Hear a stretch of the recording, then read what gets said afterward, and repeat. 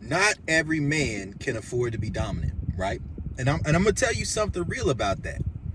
It costs to be dominant, right?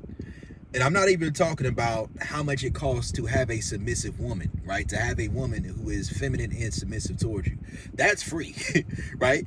If you do it right on a certain level, it'll put money in your pocket. So I'm not one of them dudes who's gonna get on here and say you gotta have a certain amount of money to deal with certain women. Maybe you do.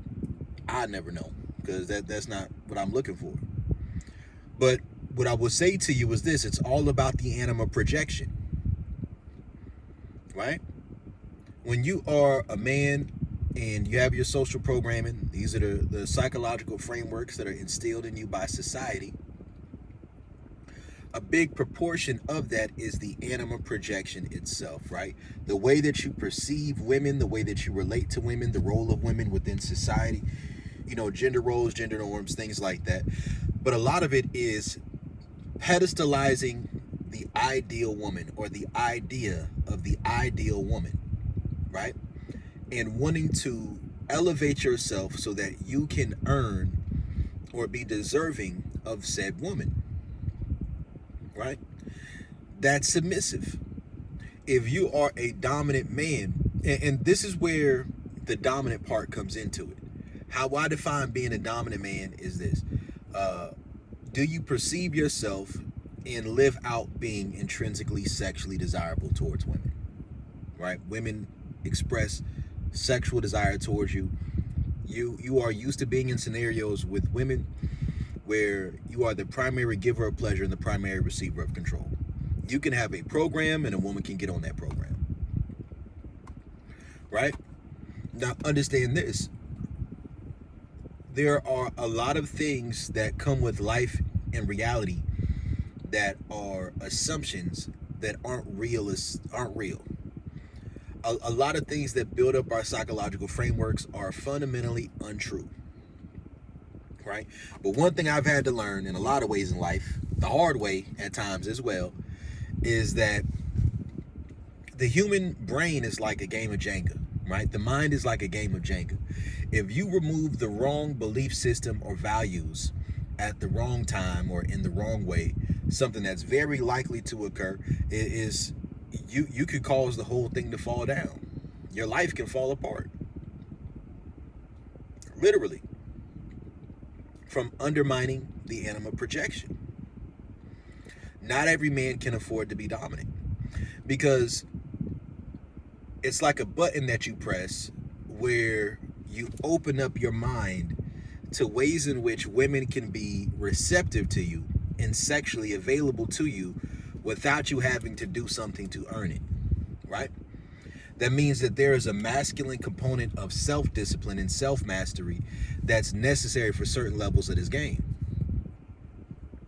And it may not be necessarily all the time. You could run on lion game. That's possible as well. But not every man can afford to be dominant,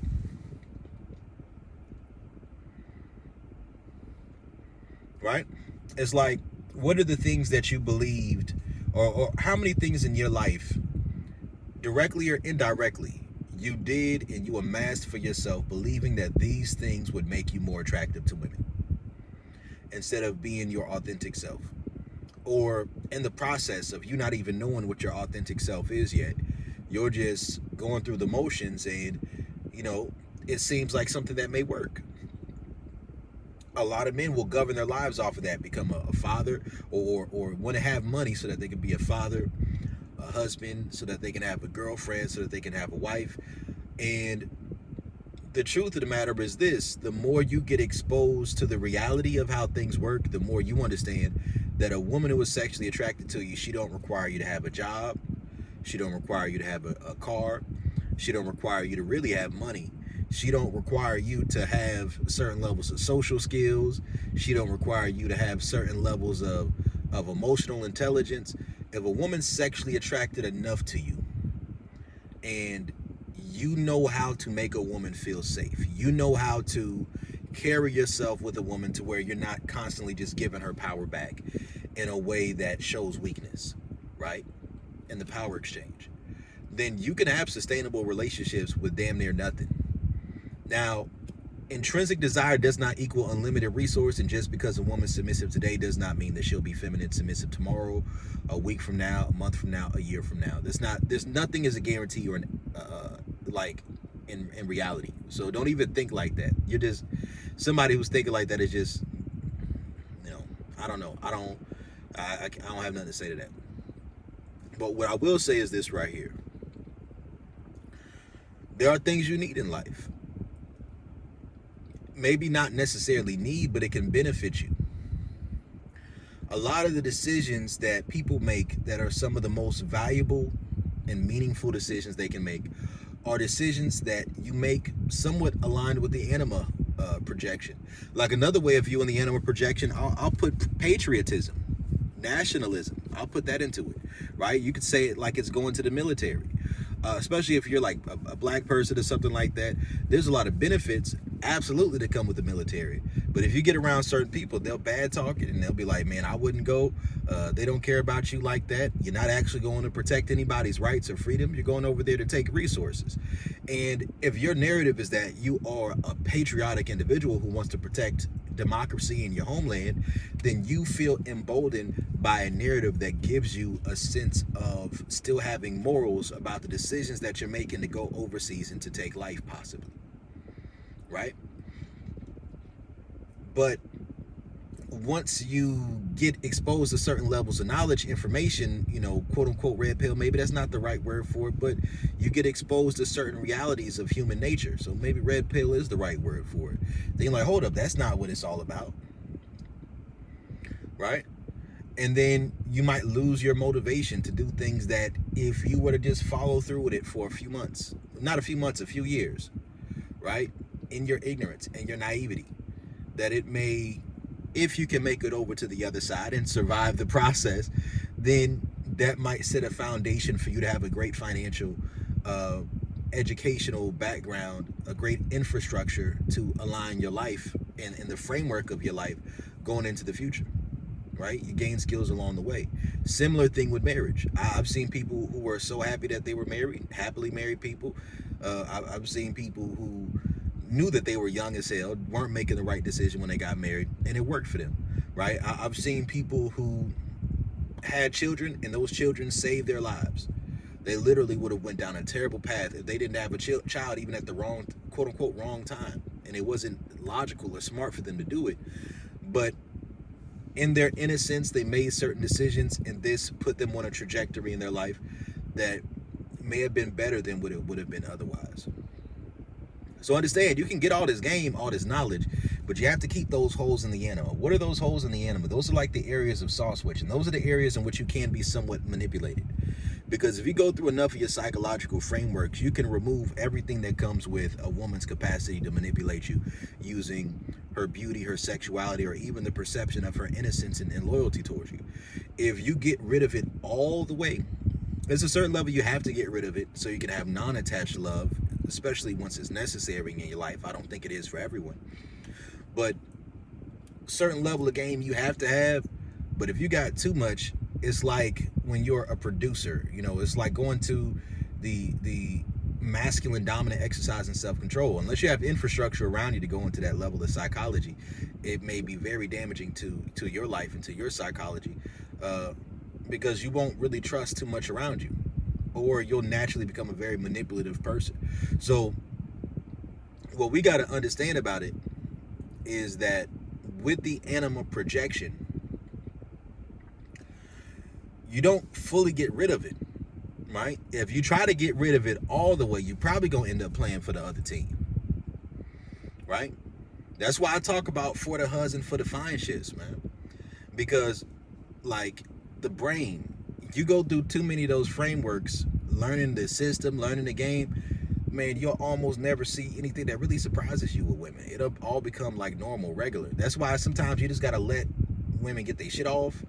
Sometimes it's good to do a little bit of brat taming instead of expecting women to be just 100% submissive, because, like, at the end of the day, you don't want to be a sitting duck for the AI, right? For these AI bot bitches that's going to be coming. You don't want to be a sitting duck. Listen, if you are pansexual, right, or you are part of the LGBT community, I respect you. I'm an ally, but I'm speaking to heterosexual black men who don't get down like that primarily, right? Now, I try to make my content as inclusive as possible, and I'm a heterosexual man, right? So you ain't trying to leave yourself subject to men playing the anima, because a man playing the man anima might be stronger than a woman playing the anima. All you got to do is watch prison documentaries, right? And you see how submissive those men are. All you got to do is watch the music industry and how the women who are quote unquote divas at the top of the industry, a lot of what they copy is from the trans culture. A lot of what they copy is from the gay male culture.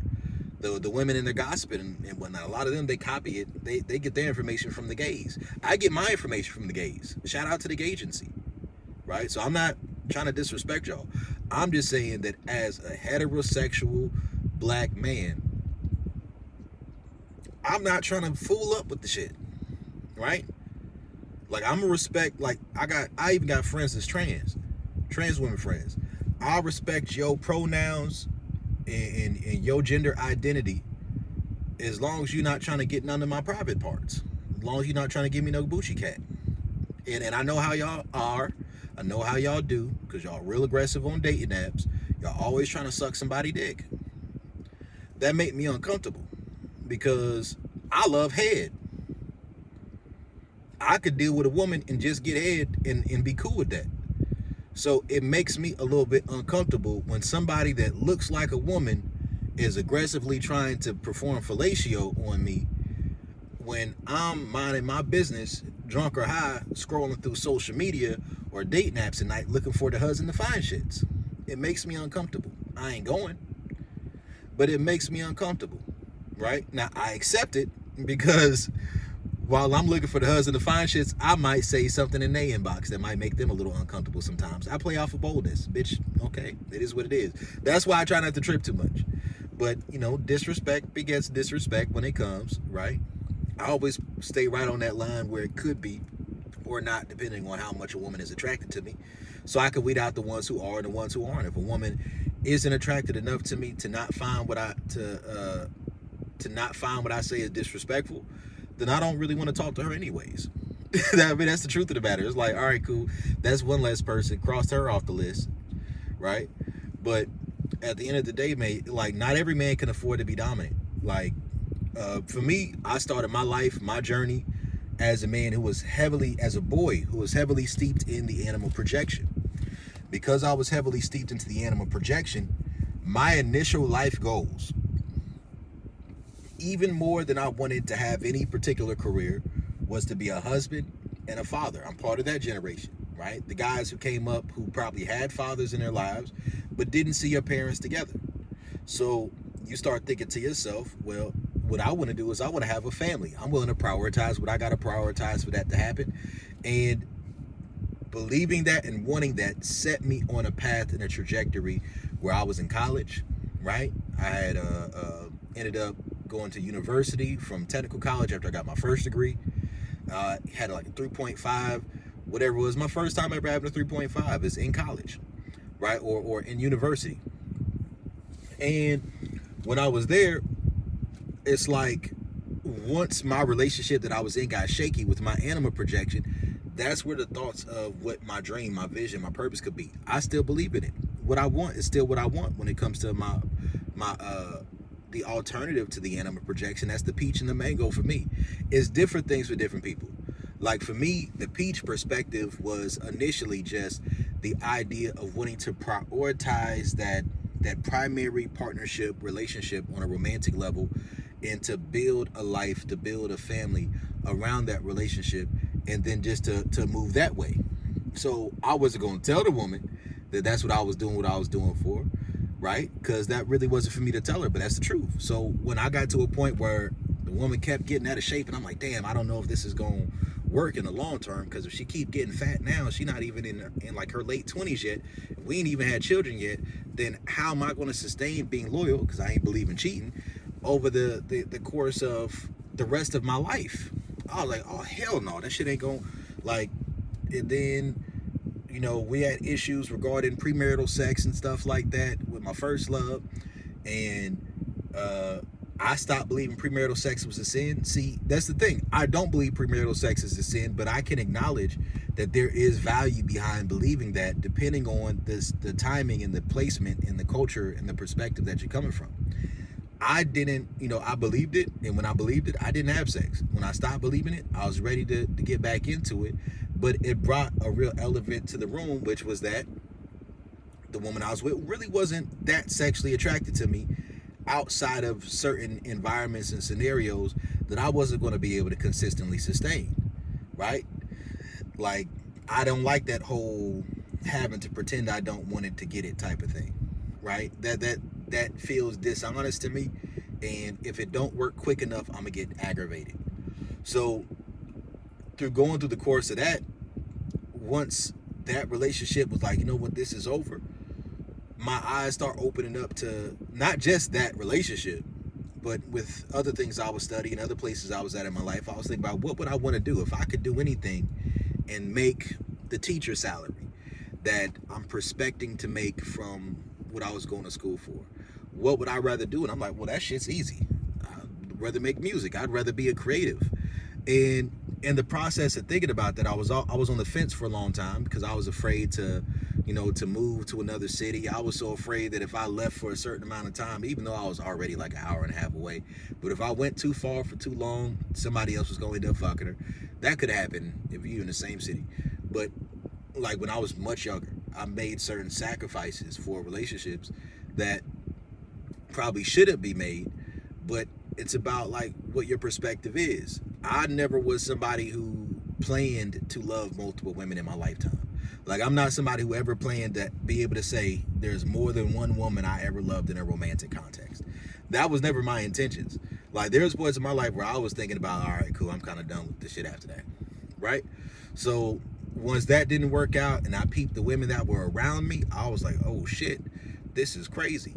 These is some thoughts and some hoes and some smuts. And I had to approach it, but I couldn't afford to take the submissive route because I knew I had some crash out in me, right? Like, if I was waiting for marriage to get some coochie and that woman cheated on me, I would have hurt her for real. I might have. I'm gonna be honest with you. Like, I didn't, and she did do me dirty at the end, right? That did happen, but I ain't put my hands on her or nothing like that. But that's because I spent so much time doing shadow work and preparing myself for that moment to come over years that I couldn't be nonchalant when it happened. But at the same time, it's like, okay, cool. All right, that's over with. But, man, yeah, I had to get some game about myself because, man, I came from a strong religious background where part of me kind of agreed with those scriptures that said that certain groups of people should be stoned to death, right? So I had to, I took it very literally. So I had to go through a process of seeing the beliefs different because depending on what you believe, sometimes that can go negatively with how you react to and how you respond to and how you judge and interpret certain scenarios you find yourself in, especially if it's scenarios that you're not going to be able to avoid. So I had to become a player. Maybe not everybody's going to say you had to. For me, it kind of just worked out that way. And in the process of me getting out to this game, doing what I do, like, the BDSM lifestyle is just what called to me. Being a dominant man is what called to me. But I also had to recognize that the more skilled I got at being a dominant, the more skilled I got at sexually attracting women and being able to have a good time with women and have my way with them, the more I recognize, damn, sometimes those certain little disciplinary, self-discipline things when it comes to choosing to do shit you don't want to do, sometimes it gets a little bit more difficult, right? Sometimes it's like, I don't know if y'all ever experienced this, but sometimes you attract a lot more women when you're in a space in your life where you're unclear or unsure, or you're more predatory, you're in a more base instinct. And I just try to keep a certain level of my animal magnetism active at all times. Just different things I try to do. But I try to stay intellectual still. But yeah, that place in life, shit, you might hold on to being in a very unhealed position to attract the husband of fine shits. That can happen. To me, I do believe in finding beauty on the other side of chaos. I'm a Scorpio, man. It's all about death and rebirth. Scorpio season is coming up as a matter of motherfucking fact, right? But for me, what I learned along the way is that not every man can afford to be dominant. I'm still going through the fight myself. Now, to me, ain't no other way for me to go. You feel me? So I gotta figure this shit out. I kind of already made my decisions in my life about what direction I'm going in. Of course, certain things can be subject to change, yada, yada, yada.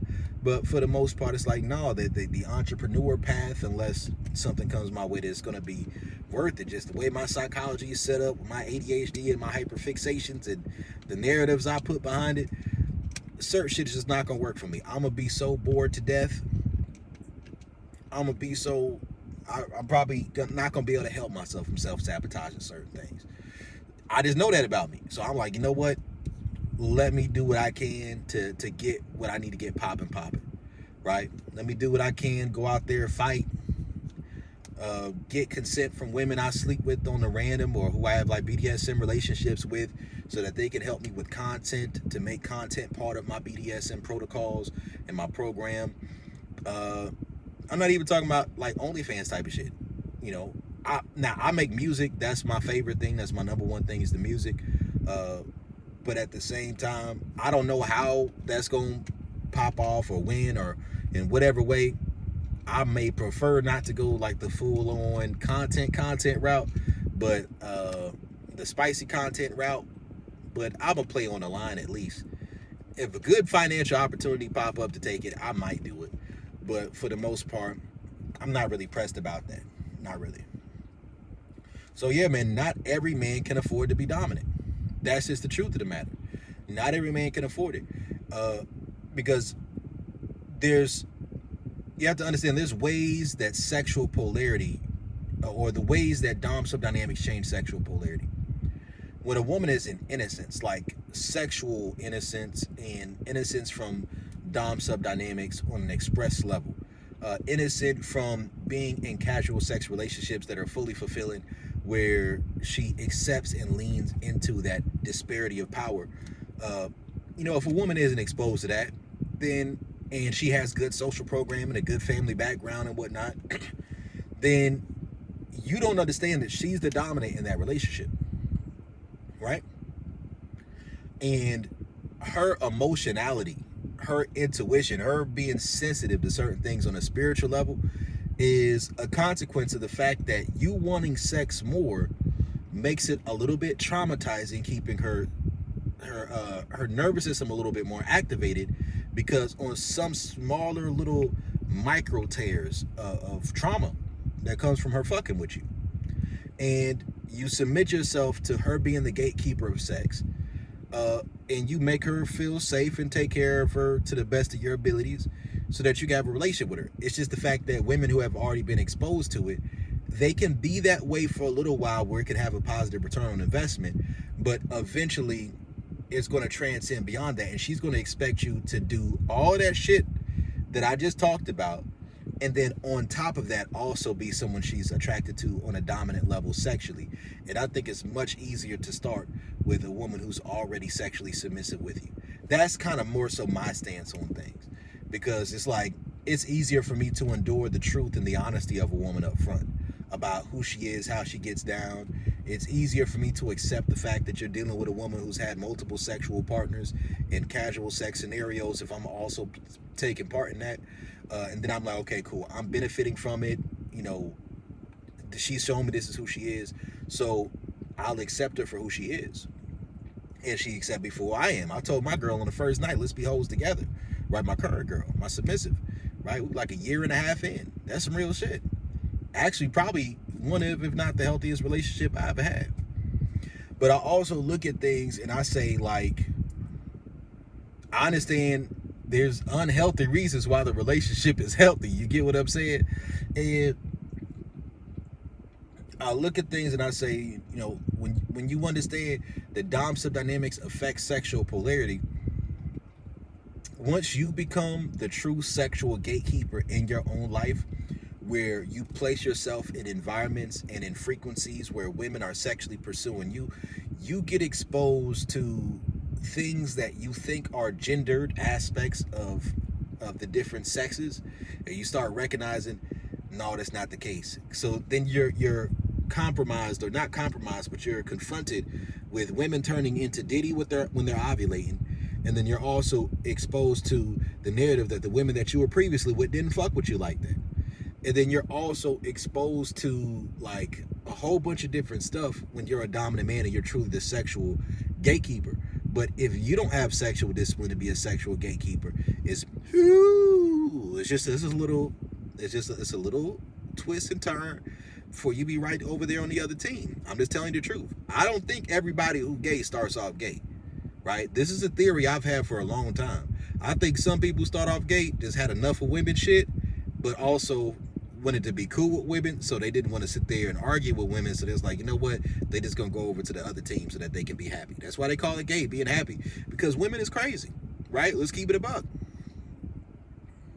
They not crazy, but they are crazy. Like, I apologize for they saying they crazy, because once you've been a sexual gatekeeper yourself as a man, a dominant man, for consistent periods of time in your life where women are pursuing you sexually, unless you're damn near an atheist, where you cut off the spiritual component of your lifestyle, you see a lot of shit, right? You get exposed to a lot of shit on a spiritual level being a sexual gatekeeper. And this is without even getting penetrated. So imagine what women go through emotionally and psychologically on a regular basis with their frameworks, especially if they've been entered by multiple men sexually. Of course them bitches be crazy when they got a bunch of bodies, right? Of course. It just having all them hormones in their body is enough. So yeah, not every man can afford to be dominant. I'm working on it. I'm trying to get to this bag, right? Drop these songs, drop this content, continue doing, the jobs that I do, enjoy my BDSM lifestyle, enjoy my relationship with God. That's just what I'm on, man. Have some more fights, some more matches, build his empire, man. It's Coach Brody. I'm out. Not every man can afford to be dominant.